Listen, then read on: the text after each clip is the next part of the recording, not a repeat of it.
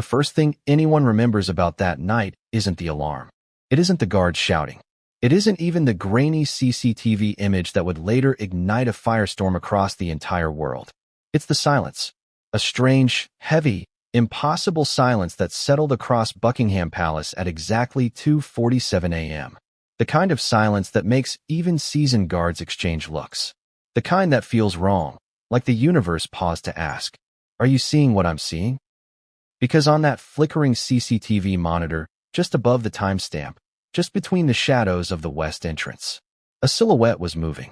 Not fast, not erratic, just moving, with a very specific posture. Before we continue, please hit the like button, subscribe to the channel, and turn on the notification bell for updates. A posture that made one guard whisper under his breath, "No, that can't be who I think it is." But let me ask you something right now. Because this is exactly where this story truly begins. Who would even want to sneak into Buckingham Palace at nearly 3 in the morning? Who would dare? Who would risk facing the most fortified residence in the United Kingdom, guarded by elite officers, motion sensors, heat detection grids, and cameras in every imaginable corner? And if someone did try, why in the world would they choose the west entrance? You're going to see why that part matters. But not yet. Stay with me. Because here's the first twist of the night. The guards didn't immediately identify the figure. Not officially, not out loud, not in a way that would go into any written log. But the panic in one guard's voice, the crack, the hesitation, the disbelief, that said everything. And then came the line that would later send the entire palace into lockdown mode. "It looks like her. Her. No name. Just her. And you already know who they meant, don't you?" But let's slow down. Not to drag things out, not to tease you, but because every second of this story carries weight. Every detail piles onto the next like some twisted royal domino setup waiting to collapse. So let's take this moment and rewind the tape a bit. Because before the alarm sounded, before King Charles was alerted, before anyone knew a thing, there was something even stranger happening outside the palace walls. A car. A dark, unregistered, unfamiliar vehicle positioned near the gates 30 minutes before the incident. Its engine, cooling. Its doors, locked. Its driver, nowhere to be found. And guess where this mysterious car was pointed? Straight toward the west entrance. Coincidence? Mistake? Or something else entirely? But I'm getting ahead of myself. Let's return to the palace control room, the beating heart of the night's unfolding chaos, because this is where the first real shock dropped. The supervisor on duty, a man known for being unshakable, calmly leaned closer to the CCTV screen. He pressed rewind, then pause, then zoom. Not because he thought he'd catch a face. The camera angle was too low, the lighting too dim. But posture doesn't lie. He muttered 3 words nobody expected. "That looks familiar." And that was enough. Within seconds, 2 additional guards were summoned. Standard protocol? No. Protocol would have required a quiet dispatch of 2 officers. But 3 guards called urgently means something else. Recognition. Or at least the fear of recognition. And let's be honest, Buckingham Palace is not the kind of place where people wander at 3 a.m. without someone recognizing them. But here's where things get even stranger. As the figure moved closer to the west entrance, something became clear. They weren't trying to hide from the cameras. No ducking. No lowering their face. No covering themselves. Why? Who enters a royal palace without trying to conceal their identity? Unless they didn't believe they were doing anything wrong. Unless they believed they belonged there. Unless they believed they had a right. Or, and this is the theory that shook the palace to its core, they wanted to be seen. But why would anyone want that? Let's pause here. Ask yourself the same question the guards were forced to face at that moment. If the figure really was Meghan Markle. If, hypothetically, that's who the silhouette resembled, why would she ever come to the palace like this? Not invited, not expected, not escorted, alone, at almost 3 a.m. Why? And before you answer, remember this. The relationship between Meghan and the royal family hasn't exactly been peaceful. In fact, tensions have reached points that insiders later described as beyond repair. So if that truly was her silhouette on the CCTV footage, was it desperation? Was it confrontation? Was it symbolism? Or was it something far deeper, something no one predicted? But let's not jump to conclusions yet.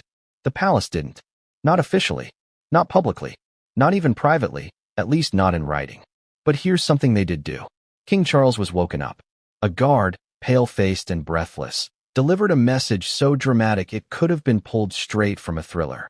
"Sir, we have a situation at the west entrance." Imagine being woken by that. Imagine being told that someone resembling a person who no longer has an official royal role and who has been publicly estranged from the family might be entering the palace grounds in the dead of night. King Charles didn't hesitate. He issued an order immediately, one that would ripple through the palace like an earthquake. Send the guards. Not the usual patrol, not the standard response team. He wanted the elite unit. Why? Because Charles knew something the guards didn't yet know. Something that would reshape how everyone interpreted the CCTV figure. Something that would make this night one of the most bizarre incidents in modern royal memory. And while the guards moved, and the radios crackled, and the palace's marble hallways filled with echoes of boots and urgency, Camera 14 caught something new. A turn, a tilt of the head, a shift in posture, enough to make every guard lean forward, enough to make the supervisor swallow hard, enough to make one of them whisper, "No way, that's impossible." But what did they see? What detail made them react that way? Why did the tension in the room spike in an instant? Here's the truth. You're not ready for that part yet.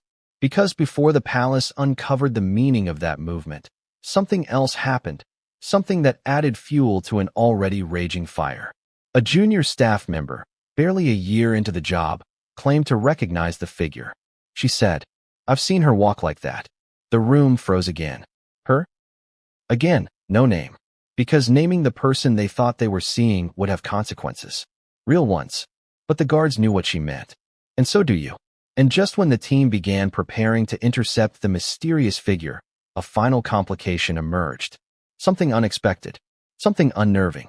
Something that made one guard mutter, "Oh no, not now." Because the figure was no longer alone. Yes, someone else appeared, but not beside the figure. Not behind them. On another camera. Another silhouette. Smaller. Faster. Walking along the east boundary. Two intruders? Two silhouettes? Two people moving at the same time? Or something far worse? This is where the palace's concern doubled. Because suddenly, this wasn't one mysterious figure appearing at an odd hour. It was two.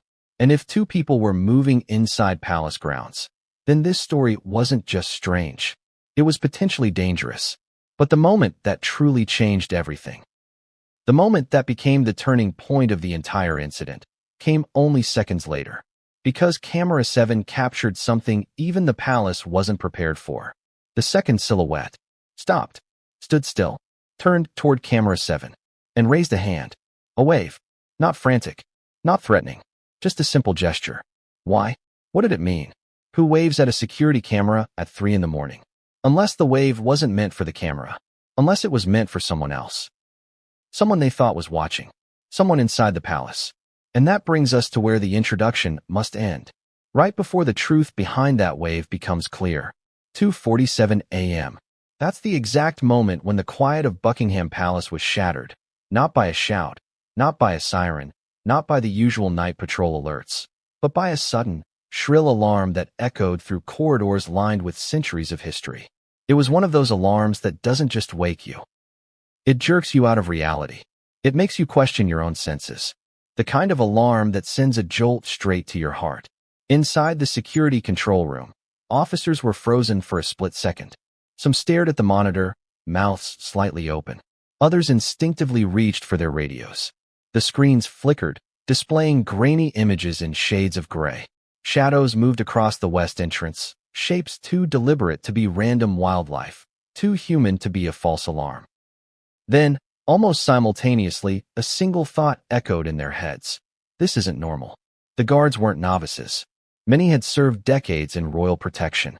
They had seen protests outside the gates, unruly visitors, even trespassers who somehow scaled the fences. But nothing prepared them for the sight on Camera 14. The silhouette, slim, upright, familiar, was moving with a grace that was unmistakable, yet unnerving. Each step seemed confident, unhurried, as though the figure believed the palace doors were theirs to cross. And that's when the first whispers began. "No way," muttered Officer Daniels, barely audible over the faint hum of the monitors. "It can't be her." Another guard, Sergeant Hughes, leaned forward, squinting. That's exactly how she walks. The tilt of the head, the posture, it's uncanny. There it was, the recognition. And recognition in Buckingham Palace isn't something taken lightly. A misidentification could mean an embarrassing mistake. A correct identification could mean a crisis. Seconds stretched into what felt like hours. Outside, the palace grounds remained still, silent, except for the faint rustle of leaves in the wind.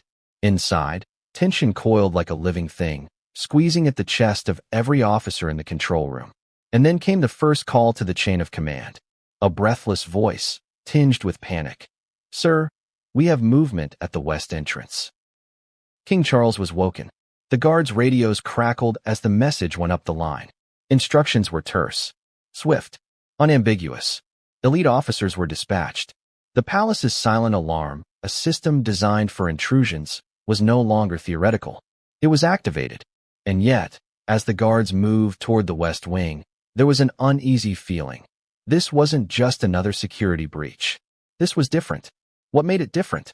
It wasn't just the figure. It was the way the figure moved. Unlike other intruders, who usually stumble, hesitate, or try to avoid cameras, this silhouette seemed at ease. Confident, almost expecting to be seen, almost daring anyone to confront it. The officers advanced cautiously through the dimly lit halls. Marble floors reflected their flashlights in long, slanting lines. Portraits of kings and queens past seemed to watch them silently, eyes following every movement. Every creak of the floorboards amplified the tension. The palace, usually a place of order and routine, now felt like a stage set for a thriller, every shadow a possible threat. Meanwhile, the supervisors in the control room continued to analyze the CCTV feeds. Camera 14 offered a side profile, the figure moving along the perimeter. Camera 7, pointed at the outer gate, caught a different angle. The figure's movements were deliberate, precise. Not one motion seemed accidental. Not one step out of place. The guards noticed a minor detail, but one that made their stomachs twist.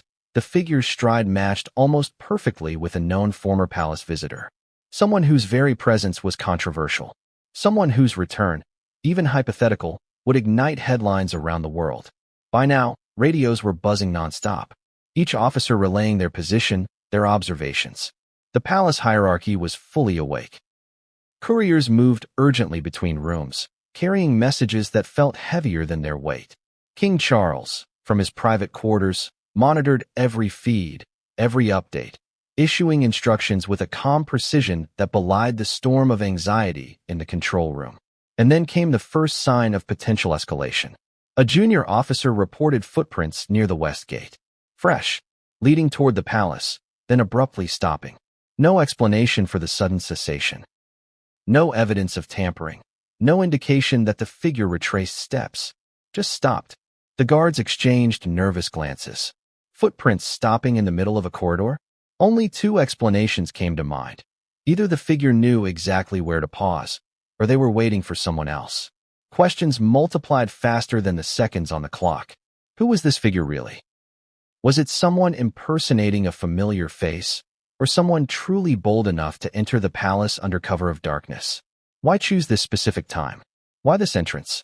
As the elite officers approached the West Wing, the air seemed to thicken. A faint metallic scent, barely perceptible, lingered in the cool night air.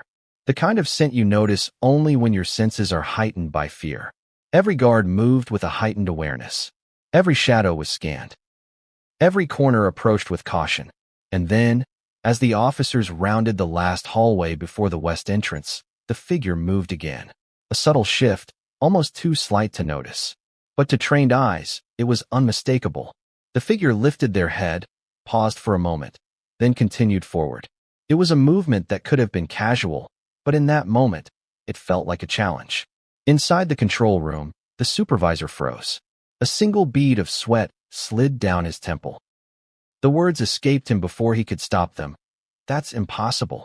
Impossible because, despite the darkness, despite the grainy footage, the figure's identity seemed undeniable. Every subtle motion, every nuance in gait, suggested familiarity.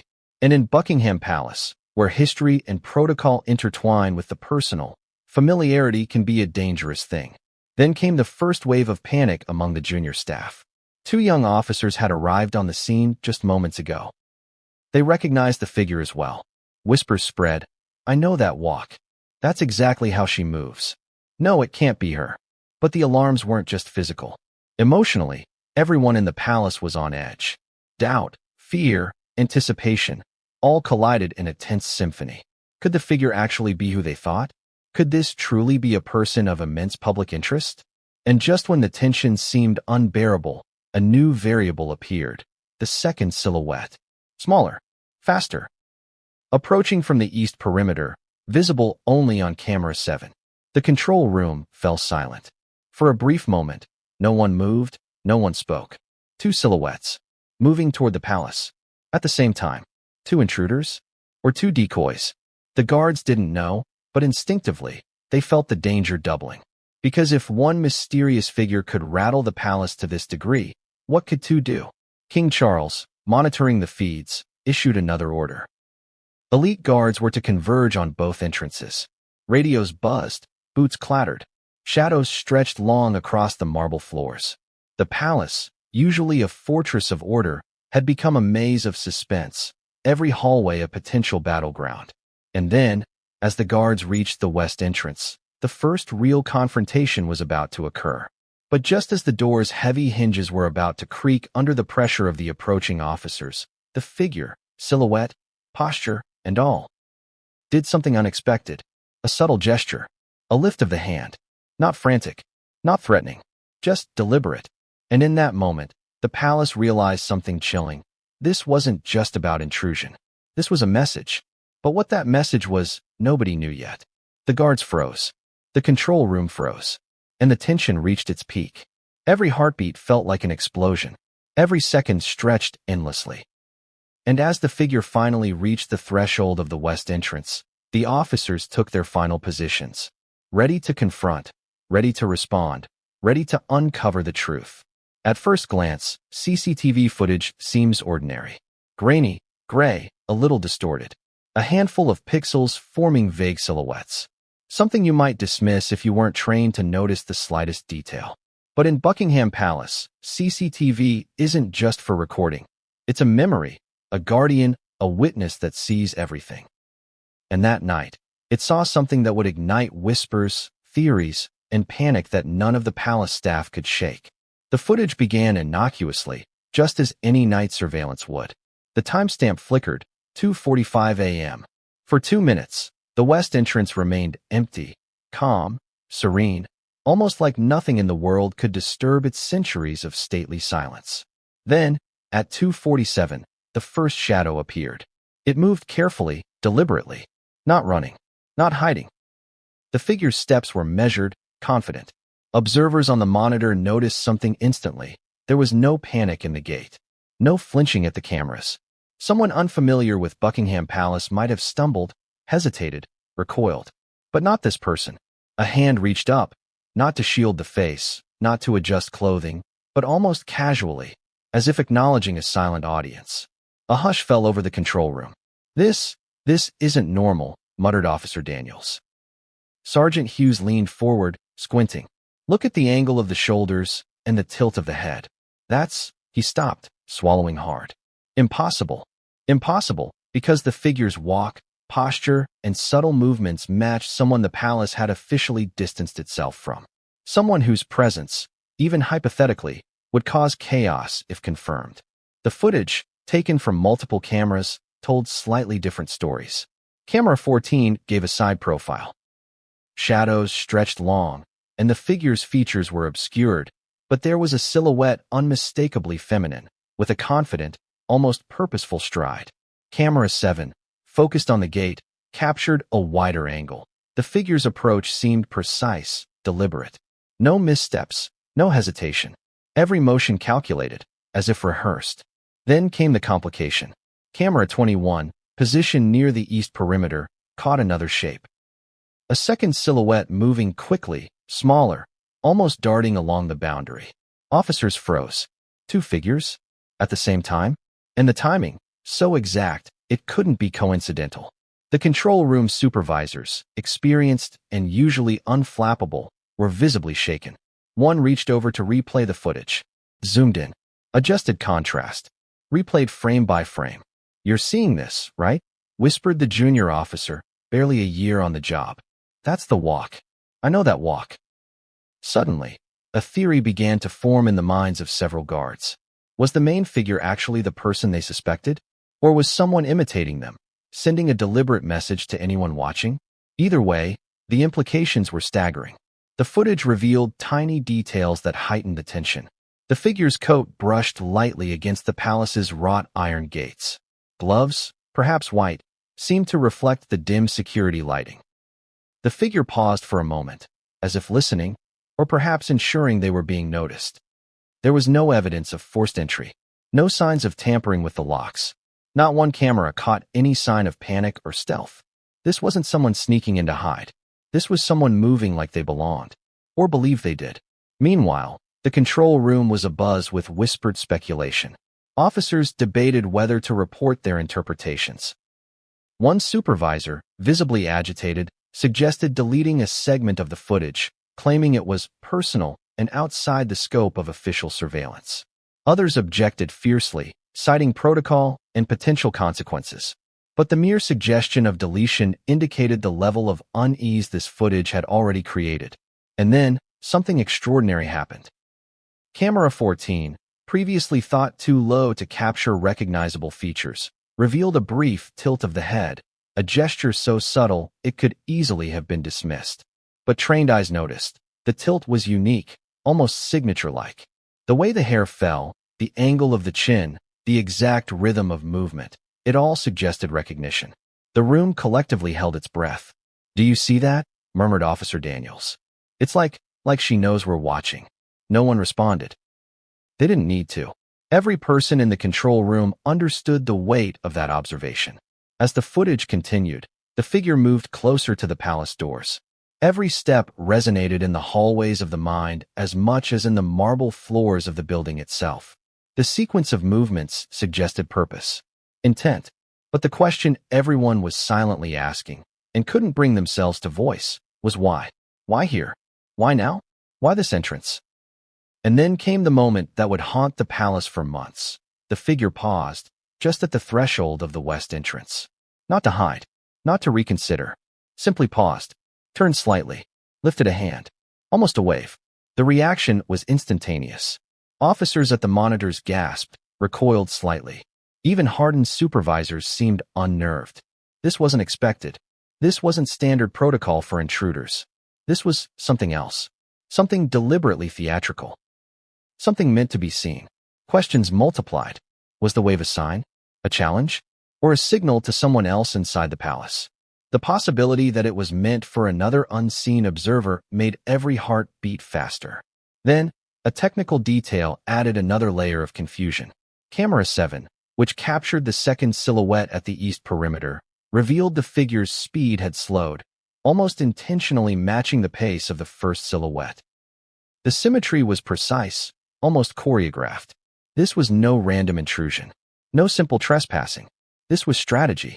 The supervisors replayed the footage, frame by frame, noting each movement, each subtle adjustment of posture, each tilt of the head. Every small detail became a potential clue. Every second was analyzed, dissected, debated. By now, the control room was tense, buzzing with speculation. Who could have orchestrated such an event? Why risk entering the palace in this manner? And most importantly, how much of this was public knowledge, or intended to become public? Because in Buckingham Palace, where tradition intersects with scrutiny, nothing is ever truly private. And when footage like this emerges, the ripple effects are immediate, far-reaching, and often irreversible. The officers didn't know it yet, but this footage would not only shape the response that night, it would ignite speculation, rumors, and debates for years to come. Every movement, every gesture, every pause on that grainy video would be dissected, questioned, and analyzed by countless observers, both inside the palace and around the world. And yet, even with all that analysis, one question remained unresolved. Who, or what, was the figure in the CCTV footage? It wasn't just the identity that puzzled them. It was the intent, the precision, the timing, the deliberate lack of concealment. The audacity of moving through centuries of royal history with such calm confidence. And then, almost imperceptibly, the figure turned again. Just a fraction of a second, barely noticeable. But that slight movement was enough to shock the supervisor overseeing the feeds. He leaned back, whispered to no one in particular. No way. That can't be her. And that, for the control room at Buckingham Palace, was when everything changed. Because up to that point, the incident had been a mysterious shadow, a silhouette moving in the night, a possible trespasser. But in that moment, the footage transformed the scenario from a standard alarm response into a crisis of identity, intent, and consequence. No one knew what would come next. The guards preparing to confront the figure couldn't predict the gestures, the pauses, the movements still ahead. They didn't know if they were facing someone testing the palace, someone desperate, or someone sending a message that could not be ignored. And that's exactly where the chapter must pause. Because what the footage revealed next, an angle previously suppressed, a moment never meant to be seen by anyone outside the palace, would overturn every assumption, every calculation, every expectation. King Charles was not an early riser. The palace itself moved in rhythms and routines that most of the world could not imagine, and by 2:47 a.m., the monarch was fast asleep in his private quarters. But Buckingham Palace is a fortress of vigilance, and nothing, not even the deepest sleep, could shield him from the urgency of a serious security alert. That night, however, it wasn't just a standard alert. It was a message delivered through a combination of crackling radios, panicked whispers, and a single word that no king wants to hear: movement. The words reached him fast, crisp, unnerving. "Sir, we have a situation at the west entrance." The officer's voice, slightly breathless, carried a tension that could cut glass. Charles, accustomed to protocol and trained for decades in matters of security, did not flinch. He didn't jump out of bed or shout, but something inside him stirred. A calculation, a caution, a readiness he had honed through years of preparation. He knew immediately that this was no ordinary trespass. The urgency, the tone, the way the words trembled slightly despite the officer's best efforts to remain composed. This was different. And in Buckingham Palace, different usually meant trouble. Without a moment's hesitation, Charles issued his first order: send the guards. Elite unit. Now. This single directive transformed the palace from a sleeping fortress into a hive of controlled chaos. Officers leapt from their posts, radios buzzed incessantly, and boots clattered across marble floors. The response was swift and disciplined, yet tinged with unease. Elite guards were trained for intruders, but the urgency in Charles's tone carried something beyond standard procedure: recognition. Inside the control room, the screens flickered, replaying the CCTV footage of the figure at the west entrance. Every angle, every shadow, every subtle tilt of the head was under scrutiny. Charles leaned in from his private quarters via a secure video feed, his eyes narrowing, scanning the grainy images. He saw what his staff saw, but he also saw something they didn't yet fully grasp: intent. This figure, whatever it was moving with purpose. Not fear, not hesitation. Purpose. Every step calculated, every gesture deliberate. And in that realization, Charles's mind raced. He had faced controversy before, had navigated crises that threatened not just his reputation but the monarchy itself. Yet nothing in his decades of experience fully prepared him for the unsettling possibility that someone familiar, someone whose presence was controversial, public, and charged, might be walking toward Buckingham Palace in the dead of night. He immediately began issuing layered instructions. Standard patrol units were dispatched, sure, but the elite response teams, those trained for high-risk situations, were directed to converge, cordoning off every approach, every corridor leading to the west entrance. No assumptions, no mistakes. Every guard received precise instructions: intercept, observe, report, and avoid direct confrontation until the figure's identity was confirmed. Meanwhile, radios crackled with urgency. Officers updated Charles in real time. Footsteps echoed in the halls. Marble floors reflected flashing lights from security equipment, casting long, distorted shadows on the walls. Every step was amplified in the stillness of the night, every movement analyzed, every second stretching interminably. Charles knew the stakes. This wasn't merely about a trespasser or a security breach. If the figure turned out to be whom many feared, the implications would be enormous, both politically and personally. A return to the palace grounds by someone officially estranged could ignite media storms, public speculation, and a cascade of unintended consequences. He had to contain the situation with precision. One misstep could become an international headline before sunrise. As the guards approached the west entrance, Charles focused on the finer details. The CCTV footage revealed nuances that were almost imperceptible. The tilt of the head, the sway of the shoulders, the rhythm of the steps. Each movement carried meaning, and Charles interpreted them as a combination of confidence and expectation. The figure seemed aware of being observed, and perhaps even deliberately so. He considered possible scenarios: desperation, a plea, a confrontation, a symbolic gesture, or perhaps a calculated risk meant to provoke. He weighed the emotional history, the tensions within the family, and the broader implications. Everything pointed to the same conclusion. This was no ordinary intrusion. The figure was sending a message, intentional or not, and Charles needed to understand it before the palace and the monarchy were drawn into a public crisis.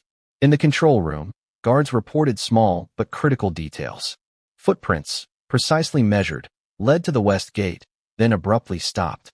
Objects on the grounds appeared undisturbed. Surveillance cameras captured every angle, yet none revealed who, or what, was approaching beyond the vague silhouette. The tension among the staff was palpable. Charles, despite his calm exterior, could feel it too. He knew that the first few minutes of any incident like this were crucial.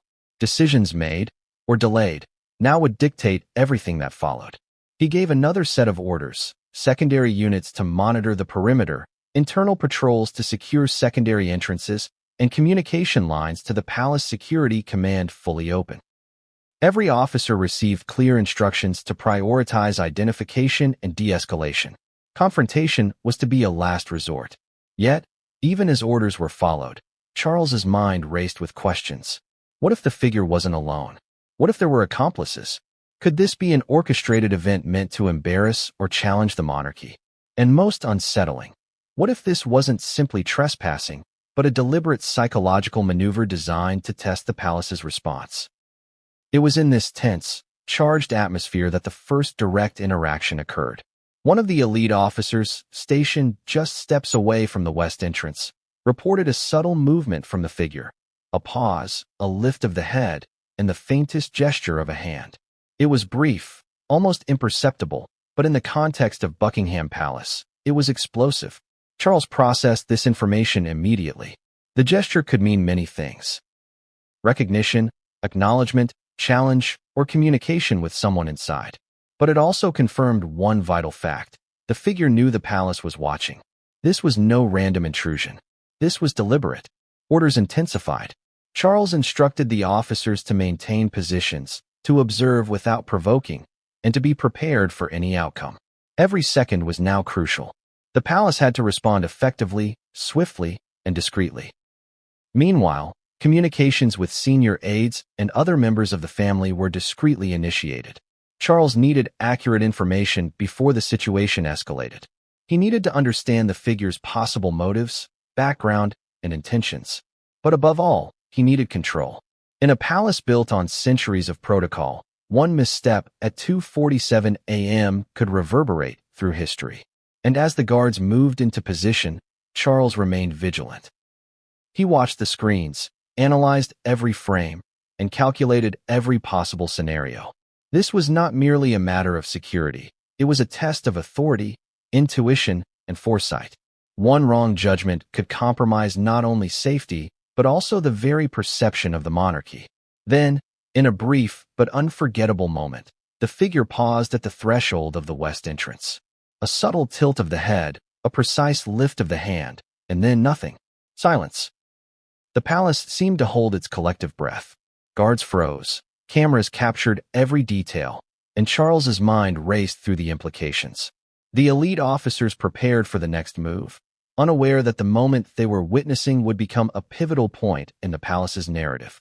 Whatever happened next would ripple through Buckingham Palace, through the family, and through history itself. But just as Charles prepared for confrontation, a new complication emerged. Another figure, smaller, faster, approaching from a different angle, appeared on the east perimeter camera. Charles, instantly recognizing the potential escalation, issued precise, immediate orders.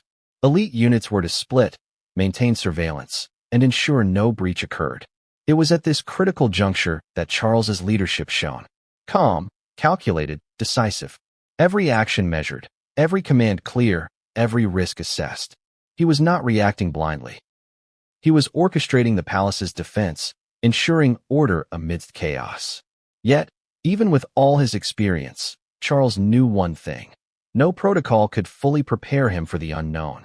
For the figure, or figures, moving within Buckingham Palace grounds that night, the rules had changed. History, tradition, and protocol mattered little in the face of a live, unpredictable, audacious act. And just as the elite officers approached the west entrance, ready to intercept the figure, the CCTV captured one last subtle motion, a gesture that was deliberate, almost theatrical. It was a signal, a message, a challenge, and perhaps a warning. And in that instant, Charles realized the night was far from over. What had begun as an unexpected intrusion had become a complex, tense, and potentially historic confrontation. Buckingham Palace wasn't just a building. It was a repository of history, a symbol of power, and a place where every hallway, portrait, and door held memories, some public, others fiercely private. And among those who walked its corridors, few carried more weight of personal and historical knowledge than Prince William. That night, as the CCTV footage unfolded and King Charles mobilized the palace guards, William's mind was already racing, drawing on unspoken knowledge few would ever glimpse. Unlike many in the palace staff or even in the security teams, William didn't just see the footage as a potential threat. He saw the implications. He saw the emotional undercurrents, the long, tangled threads of family history, and the unresolved tensions that could be reignited with one unexpected appearance at the west entrance. William's fear wasn't born from cowardice or lack of control. It was born from memory, from history, from knowing how quickly a single act, intentional or not, could spiral into a scandal that no guard, no protocol, and no king could fully contain. As the monitors flickered, showing the silhouette approaching, William recalled moments from the past, moments that were carefully hidden from the public eye. He remembered conversations overheard in corridors when he was younger, hints of disagreements, whispers of tension, subtle clashes over loyalty, trust, and public perception. The palace was full of rules, but even rules couldn't contain human emotion. And he knew that the figure on the CCTV could exploit that. The unspoken history was complex. It wasn't about simple grudges or petty disputes. It was about influence, perception, and the fragile balance of public image versus private loyalty. Every move the figure made that night threatened to expose vulnerabilities that William had long tried to shield. He thought of past incidents, late-night phone calls, private confrontations, heated arguments. Moments that had never reached public attention but shaped the family's dynamics profoundly. William knew that the person on the CCTV wasn't acting randomly. Every step was informed by an understanding of the palace, its procedures, and the individuals within it. This wasn't merely trespassing. This was strategy. Even King Charles, with his calm, measured response, couldn't fully anticipate the emotional undercurrents that the figure could trigger. William, more attuned to interpersonal dynamics, felt the tension keenly. He understood that the sight of the silhouette, poised at the west entrance, wasn't just a security concern, it was an emotional lightning rod. He remembered one particularly tense moment from years ago. A private conversation that hinted at resentment, at perceived slights, at ambitions that weren't aligned with the official narrative. Those memories, unspoken but never forgotten, surged to the forefront. The figure moving toward the palace wasn't just a physical presence. It was a reminder of unresolved issues, a ghost from a history that hadn't been fully reconciled. William's fear wasn't irrational. It was compounded by understanding. He knew the figure's potential to disrupt, to manipulate, to force responses that could be misinterpreted by the public or the media. He also knew that any confrontation in that moment, captured even on internal cameras, could be leaked, twisted, and amplified in ways no royal protocol could control. As the CCTV footage showed the subtle gestures, the tilt of the head, the deliberate movement of the shoulders, the small wave toward a camera, William's mind raced through possible interpretations. Each movement could be a signal, a challenge, a warning, or, perhaps, a test. He considered the historical context. Buckingham Palace had seen many intrusions, protests, and breaches over the centuries. But nothing like this. The combination of familiarity, precision, and timing was unprecedented. It wasn't just a person walking toward a palace door. It was a statement. And William understood better than anyone the symbolic power of such a statement. The fear wasn't just about what the figure might do next. It was about the ripple effects. One step could trigger a cascade of reactions. Security escalation, media speculation, family tension, political consequences. Every observer would interpret the event through their own lens, and the most dangerous interpretations were often the ones closest to the truth. William's personal stakes were high. He understood that this intrusion, whether real, symbolic, or orchestrated, could reopen old wounds. The kind of wounds that had been carefully managed behind closed doors for years. And unlike the guards, or even King Charles, William felt the personal, emotional weight acutely. He remembered late-night discussions with Charles, the careful balance of maintaining public composure while managing private fears. He knew that appearances mattered, but he also knew that beneath the calm exterior, the palace was already a pressure cooker of anticipation and uncertainty. The second silhouette, spotted moving along the east perimeter, added another layer of complexity. It wasn't just the figure at the west entrance. It was a coordinated presence, a strategic maneuver that suggested forethought, intention, and planning. William recognized immediately what the guards didn't. This was a psychological play. The intruder, if indeed intruder they were, knew the palace's routines, its responses, and its vulnerabilities. He recalled past incidents when small gestures had carried outsized weight. A pause in the corridor, a glance in the wrong direction, an unexpected appearance in a public space. All had previously caused confusion and tension within the family. And now, at 2:47 a.m., history was threatening to repeat itself on a scale far greater than any previous episode. William's fear was compounded by knowledge of the media landscape. Even before dawn, news of unusual activity at Buckingham Palace would be interpreted, dissected, and sensationalized. Every word, every motion, every gesture could be spun into a narrative far beyond the palace's control. And the figure moving deliberately at the west entrance, potentially aware of cameras and surveillance, could be exploiting that knowledge. As the elite guards positioned themselves, William monitored the CCTV feeds alongside the control room team. Every subtle shift of the figure's posture was noted. Every pause, every gesture, every small movement became a potential signal. He recognized a pattern, something the untrained eye might miss. The figure wasn't moving randomly. Every step, every gesture was calculated. And yet, William's fear wasn't only strategic. It was deeply personal. The figure represented unresolved history, tensions, and stakes that went far beyond standard palace protocol. It reminded him of moments he had witnessed, conversations he had overheard, and tensions he had felt but never publicly acknowledged. This presence wasn't just a potential breach of security, it was a confrontation with the past. As the guards advanced, William's mind raced. He weighed every possibility: confrontation, retreat, escalation, negotiation. He considered the risks not only to security but also to the family's public image, to the monarchy's reputation, and to the delicate emotional equilibrium that had been maintained for years. The unspoken history, the grudges, the misunderstandings, the unresolved conflicts, added a psychological weight to the situation that no CCTV camera could capture. The figure's approach wasn't merely physical. It was emotional, symbolic, and historically charged. And William understood that in that moment, every decision carried consequences far beyond the immediate confrontation. Then, as the figure paused at the west entrance, lifted a hand in a deliberate gesture, and briefly acknowledged the cameras, William felt the full impact of the historical resonance. This was not just an intrusion. It was a statement, a reminder of unresolved tensions, a challenge that bridged past grievances and present fears. And in that moment, William's fear crystallized into a single, unspoken truth. The night was about to redefine history within Buckingham Palace, and no amount of preparation could fully mitigate the consequences. But just as he prepared to act, the second silhouette, moving along the east perimeter, created a new, unexpected variable.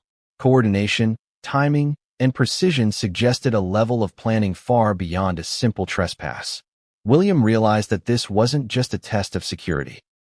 It was a test of family, history, and legacy. Buckingham Palace guards are trained for moments like this, rare, high-pressure, high-stakes scenarios that test skill, judgment, and nerves to their absolute limit. But nothing in any training manual could fully prepare them for the events unfolding that night. By 2:50 a.m., the palace was a tense, humming organism. Surveillance cameras flickered, radios crackled, and guards moved through shadowed corridors with the precision of a military unit. But with an edge of palpable fear, the elite unit assigned to the west entrance approached cautiously. Each step was measured, silent, designed to minimize sound on the marble floors. Flashlights were used sparingly, cutting through darkness in narrow beams. Communication was minimal, every officer relying on gestures, nods, and prearranged signals. This wasn't a typical breach. This was something orchestrated, deliberate, and bold. As they neared the west entrance, the figure appeared again on camera 14. The silhouette paused, turned slightly, and, in a gesture that was both subtle and audacious, lifted a hand toward the approaching guards. Not in surrender, not in threat, but in a calculated acknowledgement. It was the kind of move that could unnerve even the most seasoned officer. Sergeant Hughes, leading the squad, signaled the unit to hold. Everyone froze in place, the tension so thick it felt almost tangible. They had rehearsed countless scenarios for intrusions, but nothing had prepared them for this combination of audacity, precision, and recognition. The figure seemed fully aware of the palace's response, almost anticipating each movement. The team's communication system crackled. West entrance, hold positions. Await further instruction, Hughes whispered. Every word was deliberate, intended to maintain control and prevent unnecessary escalation. Meanwhile, the control room monitored multiple angles. Camera 7 revealed a secondary figure near the east perimeter, moving with speed and purpose. This wasn't random, it was coordinated. The guards recognized immediately that the intrusion, or whatever it truly was a two-pronged scenario.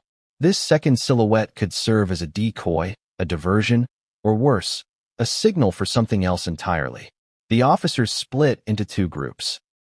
One maintained focus on the west entrance, while a rapid response team maneuvered toward the east perimeter, carefully navigating darkened corridors and quiet halls. Coordination was critical. Any misstep could result in the intruders escaping, or worse, confrontation escalating into violence within the palace walls. As the elite unit advanced, subtle details in the footage became critical. The figure's movements weren't hurried. There was no panic, no attempt to hide. Every gesture, every pause, suggested confidence and control. The intruder, or intruders, knew the palace layout intimately, or at least understood how to exploit it. At the west entrance, the team prepared a containment maneuver. Officers positioned themselves strategically, ensuring every escape route was monitored. Shadows fell across the hallway, distorted by the flickering light of their equipment, creating a tense visual tableau. Each officer knew the stakes. Failure wasn't an option. Mistakes could result not just in physical danger, but in a security breach with historic consequences. And then, the figure made a subtle but unexpected move. A step to the side, a slight turn of the body, a gesture that was both intentional and cryptic. It was a calculated test, one that forced the guards to react without revealing their own intentions. Sergeant Hughes recognized immediately. This wasn't just a physical maneuver, it was psychological warfare. The officers paused, adjusted their positioning, and awaited the next move. Every heartbeat felt amplified. Every second stretched unnaturally long. The palace, usually a symbol of order, felt like a theater of suspense, each shadow a potential threat, each movement a possible revelation. Meanwhile, at the east perimeter, the second unit encountered unexpected challenges. Narrow corridors, security checkpoints, and the subtle interference of the decoy figure complicated their approach. The secondary silhouette moved quickly, almost darting, carefully avoiding detection from secondary cameras. Every step seemed designed to confuse, distract, and test the guard's response. Back at the west entrance, the elite unit executed a carefully coordinated maneuver. Officers spread out, maintaining overlapping fields of observation, while one member used thermal imaging to verify the presence of the figure beyond the doorway. Every action was rehearsed, yet each required on-the-spot judgment. The figure paused once more. It was a deliberate act, almost theatrical, a subtle display that challenged the guard's patience and composure. Sergeant Hughes motioned for the team to hold, resisting the urge to rush forward. He understood the danger of reacting prematurely. One wrong move, one misread gesture, could escalate the situation into chaos. Time seemed to stretch. The palace was silent except for the faint hum of monitors, the soft rustle of uniforms, and the occasional static from radios. It was a test of nerves, strategy, and discipline. Every officer knew the consequences of failure, not just in terms of security, but in the potential scandal that could follow. Suddenly, a new variable emerged. The figure, still partially obscured by shadows, made a swift move toward an alcove near the entrance. The guards adjusted instantly, blocking the path while maintaining a perimeter to prevent escape. It was a delicate balance: containment without confrontation, observation without provocation. The control room team provided live updates, monitoring the thermal and night vision feeds. Each angle revealed new details, subtle movements of the hands, the tilt of the head, and a brief glance that suggested awareness of the guard's presence. The elite unit interpreted these cues carefully, understanding that this was as much a psychological engagement as a physical one. Meanwhile, at the east perimeter, the rapid response team faced their own challenges. The second silhouette had moved with unexpected speed and precision, reaching a narrow corridor where escape routes were limited. Officers coordinated quietly, ensuring that all exits were monitored and that the figure could not evade containment. Back at the west entrance, the high-stakes maneuver continued. Officers adjusted positions in response to minute shifts in the figure's stance. Every gesture, every movement was a potential threat, but also a potential clue to the intruder's intentions. The team remained vigilant, disciplined, and tense, knowing that any miscalculation could have significant repercussions. Then, in a move that caught even the most experienced officer off guard, the figure lifted a hand. Briefly, deliberately, and unmistakably. It was a signal, a message, or perhaps a challenge. Sergeant Hughes recognized the significance immediately. This wasn't random. It was calculated, precise, and intended to provoke a reaction. The guards maintained composure. They held positions, followed protocol, and waited for the next cue. The palace, a symbol of centuries of authority, stood on edge, the tension palpable in every corridor, every shadow, every monitor. As the maneuver reached its critical moment, the figure made one last, subtle movement. A step forward, just beyond the threshold, a gesture that challenged the officers to act decisively. It was the ultimate test of training, judgment, and nerve. And in that moment, the palace, the guards, and the monarch faced a reality that would define the rest of the night. The figure's audacity, precision, and timing had transformed a security operation into a high-stakes psychological and strategic engagement. But what happened when the guards finally confronted the figure, face to face, would change everything, and no one was ready for the revelation that followed. By 3:05 a.m., the palace was a tense hive of activity. Every corridor was monitored, every exit secured, and every officer on high alert. The CCTV footage had been analyzed countless times by this point, yet the figure at the west entrance continued to defy expectations. Not running, not panicking, simply standing, or rather, moving with calculated purpose, just at the threshold of Buckingham Palace's storied halls. Sergeant Hughes' elite team had advanced as far as protocol allowed. Flashlights cast long, distorted shadows along marble floors, and officers' boots echoed softly against centuries-old stone. Each step was deliberate, cautious, measured.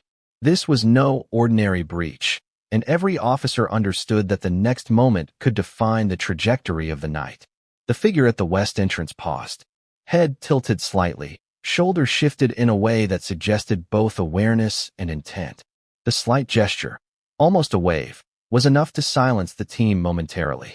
The audacity, the precision, everything about this moment screamed that this wasn't random. Hughes motioned for the guards to hold. He didn't want to rush. Any misstep could escalate, turning a controlled situation into chaos. They had faced intruders before, but never someone moving with such familiarity, such awareness of palace protocols, such control over perception. This was unprecedented. And then it happened. The figure spoke. A voice, calm, measured, almost defiant. "I didn't come to cause trouble." The words were unexpected, disarming. They carried a tone that suggested authority, confidence, and purpose. Not fear, not desperation. This wasn't a criminal acting in panic. This was someone who understood the gravity of entering Buckingham Palace at night, someone who intended to be seen, and understood every implication. Hughes gestured for silence. The officers, trained for confrontation, waited. Every muscle was tense, every sense heightened. They were ready for anything. But this verbal acknowledgement changed the dynamics entirely. The figure stepped forward, just enough to be illuminated by the dim overhead lights. For the first time, facial features became discernible. Recognition rippled silently through the officers, a subtle, collective intake of breath. This wasn't an ordinary intruder. It was someone who carried both public notoriety and private history. A person whose presence in the palace was controversial, charged, and historically significant. The tension in the room was palpable.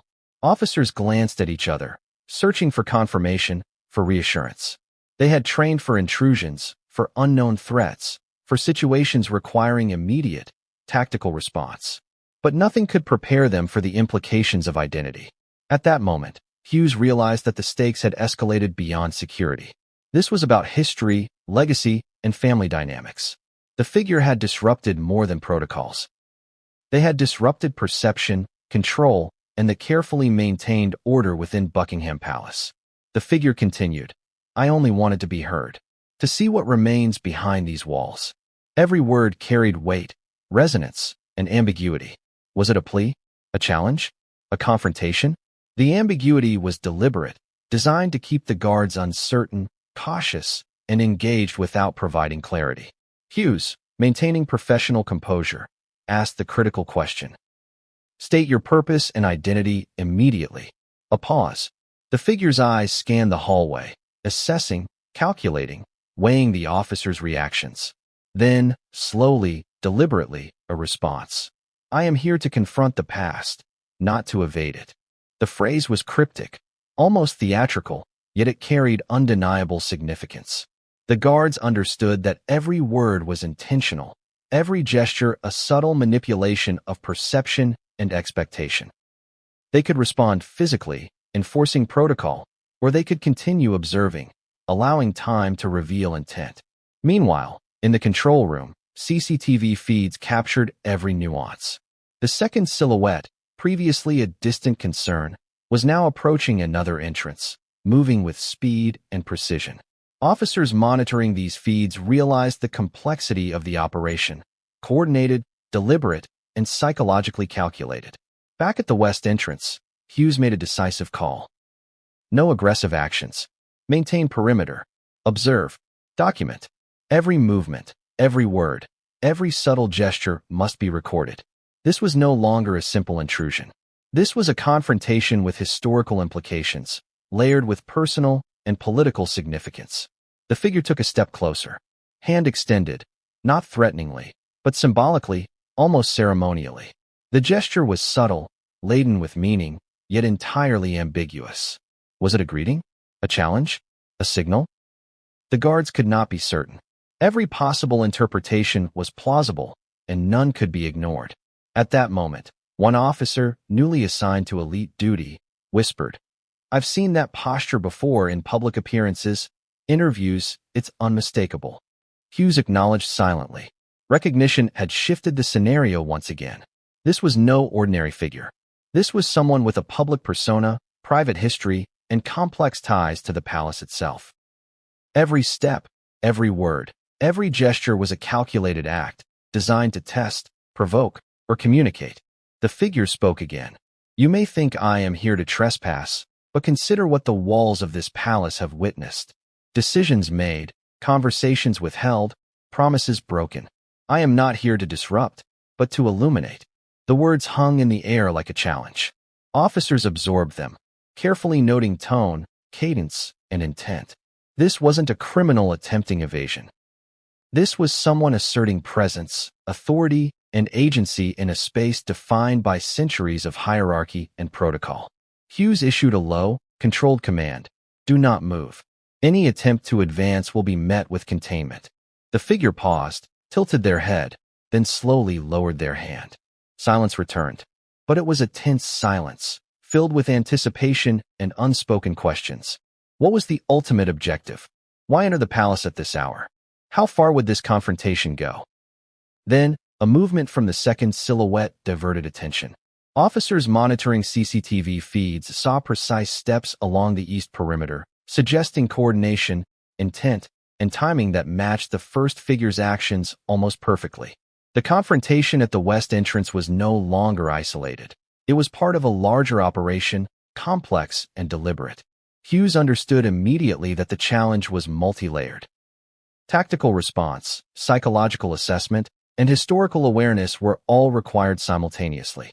Any miscalculation could escalate into a public incident, breach security, or spark family tension. The figure spoke one final time. I am not here to fight. I am here to be seen, to confront what was hidden, to remind those within these walls that history cannot be ignored. Every officer froze, processing the words. This was no longer about trespassing. This was about presence, symbolism, and power. It was a calculated confrontation, designed to assert agency while testing control. Hughes and his team maintained their positions, aware that any physical move could misrepresent intent, inflame tension, or provoke an escalation. The confrontation was psychological as much as it was tactical, and both required restraint, precision, and acute awareness. And then, in a move that stunned the guards, the figure stepped back, deliberately retreating a single pace, maintaining eye contact,